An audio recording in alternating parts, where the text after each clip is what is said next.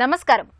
ఈరోజు సుఖీభవలో ఒంట్లో జ్వరం ఎప్పుడు ప్రమాదం, నవ్వుతూ తీసుకుంటే టీకా నొప్పి తగ్గు, కరోనా వేళ షుగర్తో భద్రం, చీలమండలో నొప్పి వేధిస్తోందా, ఇంకా హెల్త్ టిప్. జ్వరం పేరు వినగానే ఇప్పుడు మనలో చాలా మంది వణికిపోతున్నారు.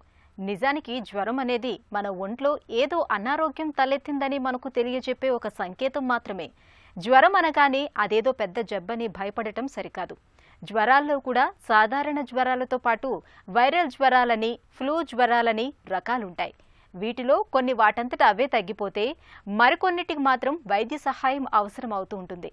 తరచూ మనల్ని వేధించే జ్వరాల గురించిన పూర్తి వివరాల్ని ఇప్పుడు తెలుసుకుందాం.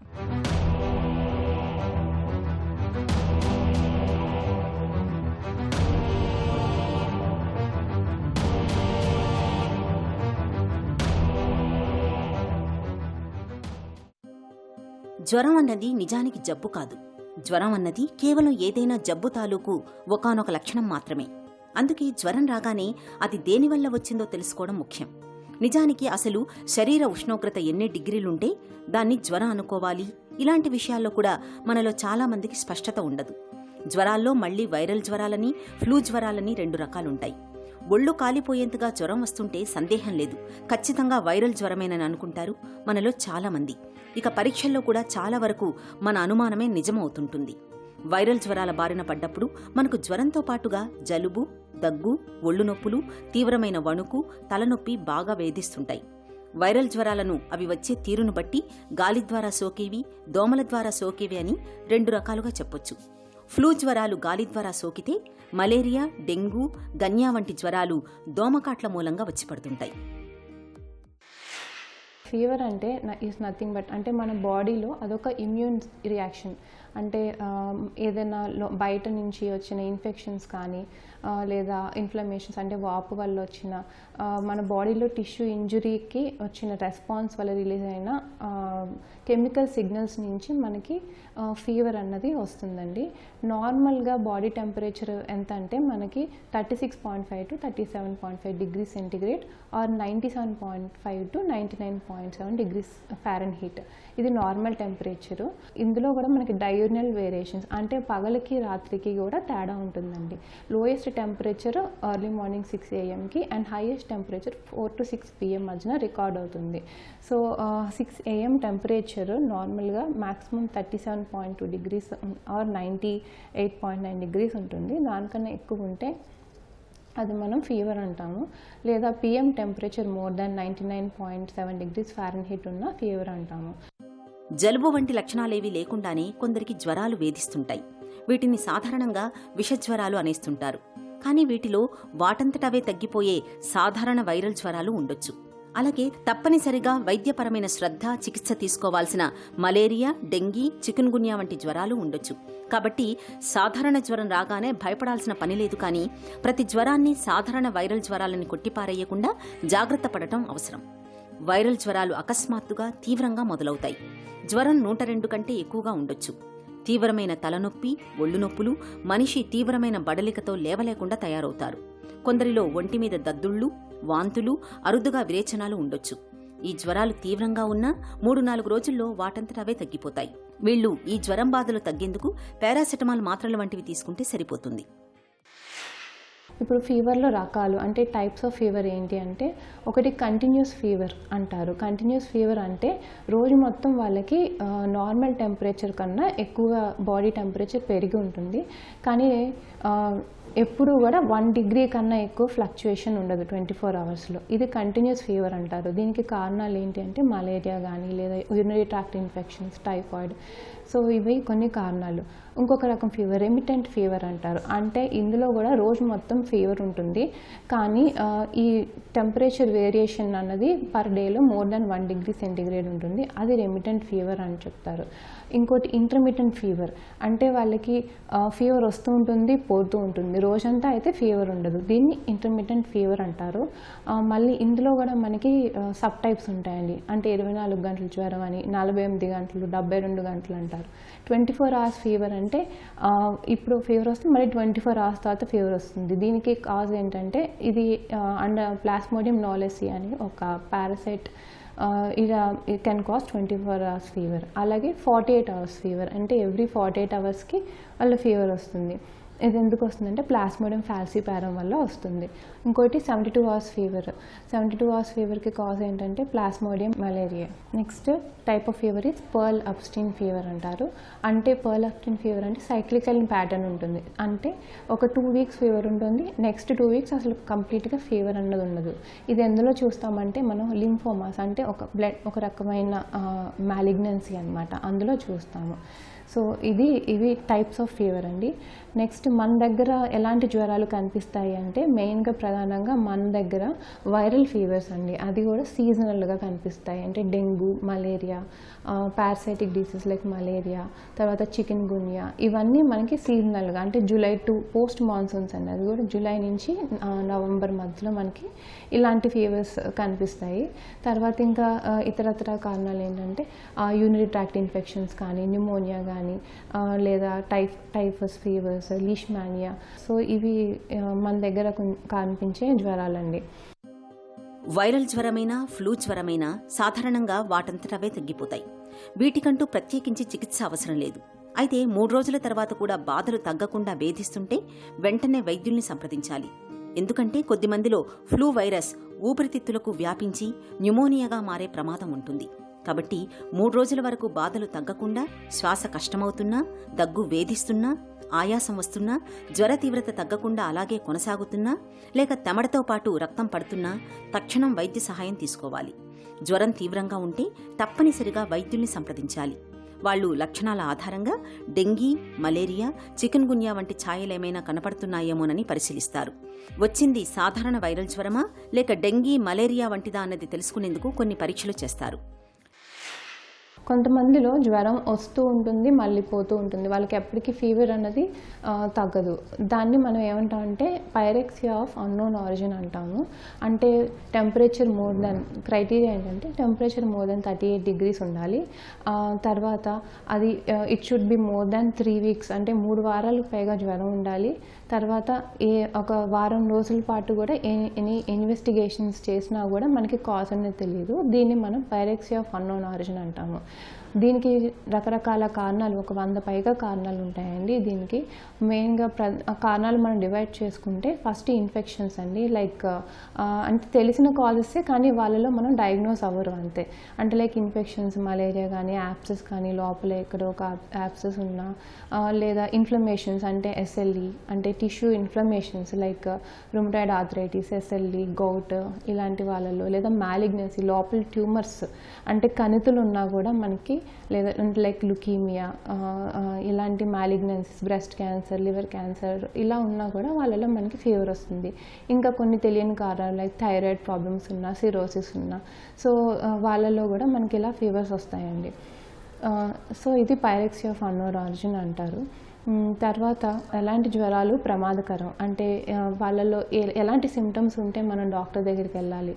ఫస్ట్ ప్రధానంగా హై టెంపరేచర్స్ అంటే మోర్ దాన్ 103 degrees ఉన్న పెద్దవాళ్ళలో, పిల్లల్లో అయితే 100.4 degrees ఫారెన్హీట్ జ్వరం ఎక్కువ ఉన్నా, లేదా 3 రోజులైనా జ్వరం తగ్గకపోయినా, లేదా పరాగ్గా ఉన్నా అంటే కొంచెం ఆల్టర్డ్గా ఉన్నా, చిరాగ్గా ఉన్నా, లేదా తలనొప్పి, బాగా ఆయాసంగా ఉన్నా, జలుబు, దగ్గు ఇలాంటివి ఉన్నా, లేదా నీరుల్లో మంట, ఇలాంటి సిమ్టమ్స్ ఉన్నా కానీ వెంటనే డాక్టర్ దగ్గరికి వెళ్ళాలండి.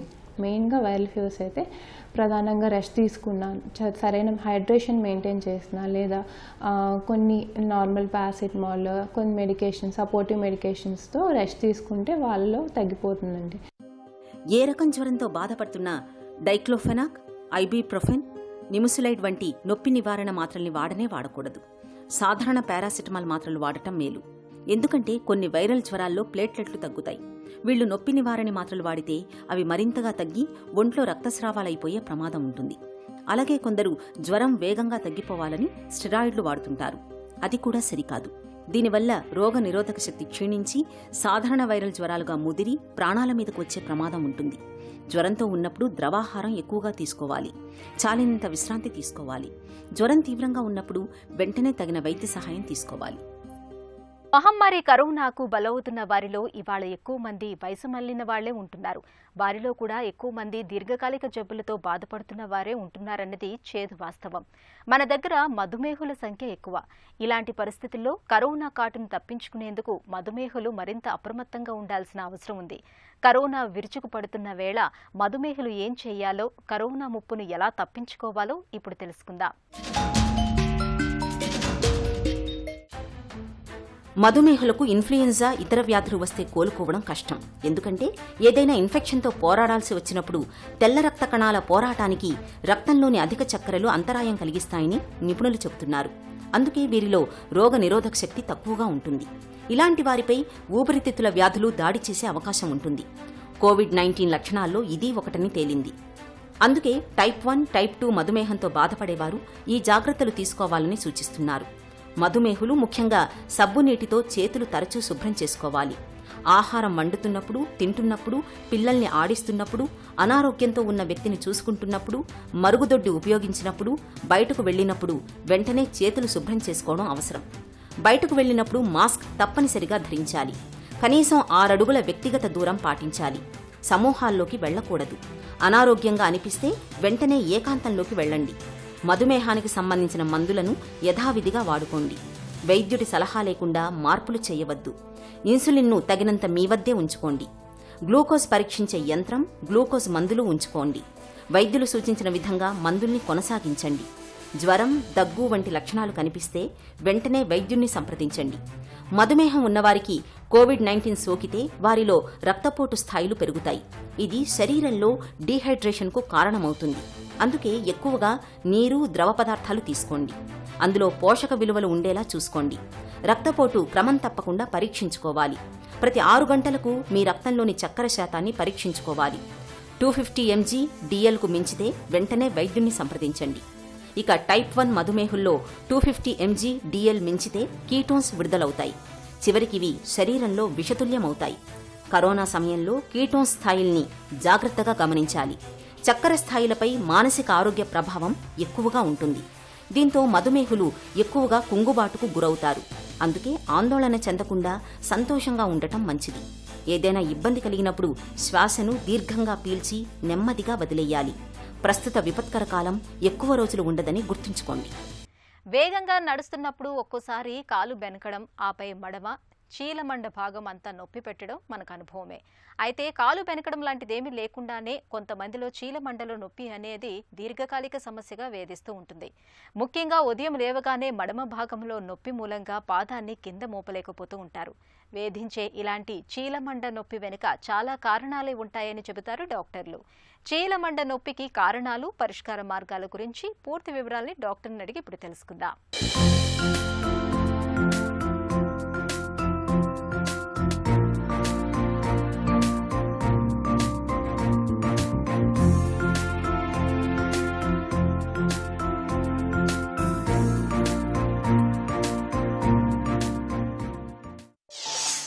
చీలమండలో గాయాలు ఎన్ని రకాలుగా అవ్వచ్చు?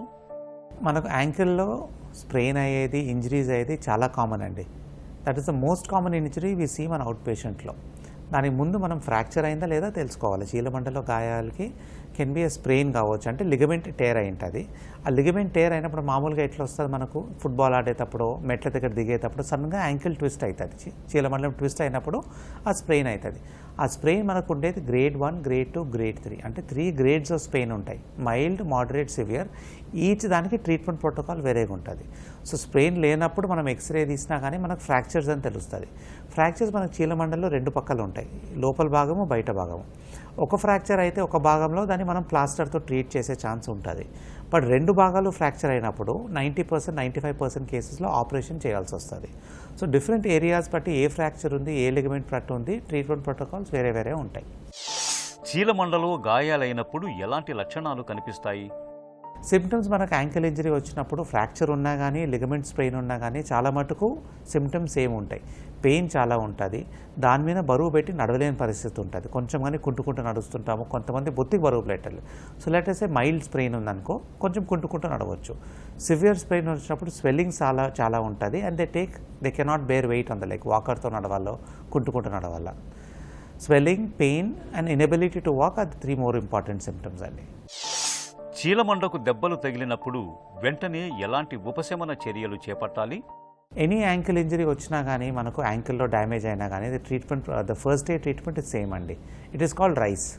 Are is for rest, I is for ice packs పెట్టాలి. You can put ice packs all round the ankle swelling తగ్గించుకుండేకి. You can do that for 5 to 7 minutes 4 to 5 times కంటిన్యూస్గా, అంటే ఒక గ్యాప్ ఇస్తూ చేసుకోవాలి, నాట్ కంటిన్యూస్గా వెళ్ళాలి. సో ఐస్ పెట్టుకోవాలి. దెన్ కంప్రెషన్ అంటే వాపు రాకోకుండా క్రేప్ బ్యాండేజ్ అయినా వాడవచ్చు, ప్లాస్టర్ అయినా వాడవచ్చు, ఏదో ఒకటి. దెన్ లాస్ట్ ఇస్ ఎలివేషన్ అంటే కాలు ఎత్తులో పెట్టుకోవాలి. ఎప్పుడైనా మనకు ఏమైనా వాపు ఉంటే దాన్ని మనం కింద హ్యాంగ్ చేస్తే స్వెల్లింగ్ పెరుగుతుంది. సో ఎనీ యాంకిల్ ఇంజరీ వచ్చిన తర్వాత RICE is the first formula. Rest, ice packs, compression and elevation. So కాలు హైట్ దీని మీద పెట్టుకుంటే రెస్ట్ ఉంటుంది. These are the 3-4 important first aid measures మనం చేసేది. ఇవి చేసిన తర్వాత నెక్స్ట్ మనం ఖచ్చితంగా ఎక్స్రే తీసుకొని, ఎక్స్రే చూసిన తర్వాత ఏ ఫ్రాక్చర్ ఉంది, ఏ లిగమెంట్ ఇంజరీ ఉందో చూసుకొని మనం ట్రీట్మెంట్ ప్రోటోకాల్ డిసైడ్ చేయాలి. చీలమండలో గాయాలకు వైద్య సహాయం ఎలా ఉంటుంది? మనకు యాంకిల్ పెయిన్ చాలా కామన్ అండి. చాలామందికి హీల్ దగ్గర కింద నొప్పి వస్తుంటుంది, దాన్ని మనం ప్లాంటర్ ఫేషియస్ అంటాము. చీలమండలం వెనకాల టెండో ఎకలీస్ దగ్గర టెండన్ పెయిన్స్ వస్తుంటాయి. These are so common because మన డైలీ యాక్టివిటీస్లో మనం ఇంట్లో చెప్పల్స్ లేకుండా నడుస్తాము, ఓవర్ స్ట్రెయిన్ అయినప్పుడు నడుస్తుంది. So bare feet walking in the house only, మన సిమెంట్ ఫ్లోరు, మన గ్రనైట్ ఫ్లోరింగ్తో హీల్ వెనకాల కింద పెయిన్ వస్తుంది, దాన్ని మనం ప్లాంటర్ ఫేషియస్ అంటాము. 99% of this plantar fasciitis symptoms మనం only will change with mild course of anti inflammatory pain killers ఒక 1 week 10 days వేసుకోవచ్చు. ఫిజియోథెరపీ ఎక్సర్సైజెస్ నేర్పిస్తాం, అంటే కండరం స్ట్రెచ్ చేసేది, ఆ స్ట్రెచ్చింగ్ ఎక్సర్సైజ్ చేసుకోవాలా. సాఫ్ట్ చప్పలు చేసుకోవాలి ఇంట్లో, anything soft, and hot water fermentation పెట్టుకోవాలా. ఈ ప్రోటోకాల్ తీసుకొని మనం తీసుకుంటే యూజువలీ ఈ హీల్ పెయిన్ అవన్నీ ఒక 3 to 8 weeks తగ్గుతుంది. ఇంజెక్షన్స్ ఎప్పుడైనా ఇవ్వచ్చు, కానీ now days what we notice, injection వేసుకుంటే పెయిన్ తగ్గుతుంది, కానీ మళ్ళీ ఒక 6 months తర్వాత పెయిన్ మళ్ళీ రావచ్చు. As far as I'm concern, heel pain కోసం ఇంజెక్షన్స్ ఎంత అవాయిడ్ చేస్తే మంచిది. న్యాచురల్ కోర్స్ ఆఫ్ వెయిట్ తగ్గించేది, మనం ఓవర్ వెయిట్ ఉన్నా కానీ వెయిట్ తగ్గాల, హీల్ మీద సాఫ్ట్ చప్పలు చేసుకోవాలి, అండ్ ఫిజియోథెరపీ చేసుకొని కంట్రోల్ చేసుకుంటే అన్నీ ఒక 6 to 8 weeks తగ్గుతుంది. మనం తొందరపడి 1 week 10 days తగ్గాలంటే ఇవి తగ్గవు. కొంతమందికి రేర్గా యూరిక్ యాసిడ్ ప్రాబ్లం ఉండొచ్చు, ఆ యూరిక్ యాసిడ్ చెక్ చేయించుకొని యూరిక్ యాసిడ్ మనం ఎక్కువ ఉంటే దాన్ని ట్రీట్ చేయాలి. చీలమండలో గాయాల్ని ఎలా నివారించుకోవాలి? యాంకిల్ పెయిన్ మనకు చాలా కామన్ సిమ్టమ్ అండి. అది హీల్ పెయిన్ వెనకాలని వస్తుంది, టెండో ఎక్లీస్ దగ్గర వస్తుంది. సో ఇది వచ్చేది basically because of a repetitive stress injury, RSI. అంటే రిపీటెడ్గా ఏదో ఒక యాక్టివిటీ దాని మీద లోడ్ చేసినప్పుడు ఆ పెయిన్స్ వస్తాయి. Bare feet walking, not using soft chappals at home, ఏది యాక్టివిటీ చేసినా వస్తుంది. నా హీల్ పెయిన్స్ వెనకాల వచ్చేటివి also if supposing you do running, jumping, skipping. So ఏ ఎక్సర్సైజ్ అన్నా మనం చిన్న వయసు ఉన్నప్పుడు పర్వాలేదు, but after the age of 30 excessive exercise చేసినా కానీ ఆ టెండన్ స్ట్రెయిన్ అయ్యి పెయిన్ వస్తుంది. సో ఏ ఎక్సర్సైజ్ చేసినా మనం it has to be balanced. You cannot do only 1 exercise for the whole 10 days and మనకు బాడీలో పెయిన్ రాకుండా ఉండదని లేదు. ఆ ఓవర్ స్ట్రెయిన్ చేసినప్పుడు ఆ పెయిన్స్ వస్తాయి.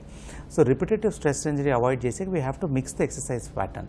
ఒకరోజు స్కిప్పింగ్ చేస్తే ఒకరోజు వాకింగ్ చేయవచ్చు, ఇంకోరోజు సైక్లింగ్, యోగా, ఎలప్టికల్ అవి చేసుకోవచ్చు, స్విమ్మింగ్ చేసుకోవచ్చు. So mixing the exercise and avoiding damage, మన జాయింట్స్, ఆ లిగమెంట్స్ డ్యామేజ్ కాకుండా చూసుకుంటే చాలా ఇంపార్టెంట్. చీలమంటలో నొప్పి వేధిస్తున్నప్పుడు దానికి మూల కారణాన్ని కనుక్కోవటం చాలా ముఖ్యం. నరాల్లో ఒత్తిడి వంటివి కారణంగా ఉన్నప్పుడు ఆ ఒత్తిడిని తొలగిస్తే చీలమండ నొప్పి కూడా తగ్గిపోతుంది. ఇక ఈరోజు కార్యక్రమాన్ని ముగించే ముందు ఆంధ్ర హాస్పిటల్ సమర్పించు ఒక చిన్న చిట్కా మీకోసం. గొంతు నొప్పితో బాధపడుతున్నప్పుడు తమలపాకు రసంలోకి కొద్దిగా తేనెను కలిపి తరచుగా చప్పరిస్తూ ఉండండి. గొంతు నొప్పి నుంచి మంచి ఉపశమనంగా ఉంటుంది. సుఖీభవ కార్యక్రమానికి సంబంధించిన మీ విలువైన సూచనలు, సలహాలను వెంటనే మాకు రాయండి. మా చిరునామా Sukhibhava, ETV, Ramoji film city, Hyderabad 501512 లేదా sukhibhava@etv.co.in కు మెయిల్ చేయండి.